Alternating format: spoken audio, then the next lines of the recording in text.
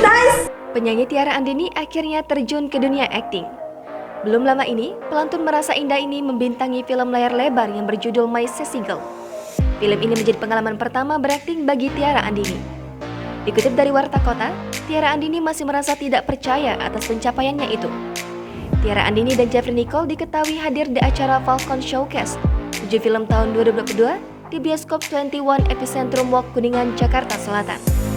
Dalam kesempatan itu, film Tiara Andini My Sassy Girl akan tayang di bioskop tahun ini. Bahkan, penyanyi asal Jawa Timur ini mengaku kerap menangis. Ia menangis karena terharu film pertamanya segera tayang di bioskop. Sementara itu, lawan akting Tiara Andini, Jeffrey Nicole berharap film My Sassy Girl bisa sukses, disaksikan banyak penonton. Diketahui, film My Sassy Girl merupakan garapan ulang rumah produksi Falcon Pictures. Sebelumnya, My Sassy Girl telah sukses menjadi film populer di Korea Selatan, film Miracle in Cell No. 7.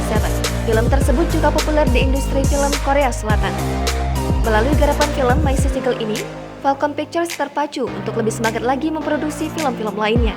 Sebagai sutradara, Fajar Bustami bersyukur karena dipercaya meremake film My Sassy Girl.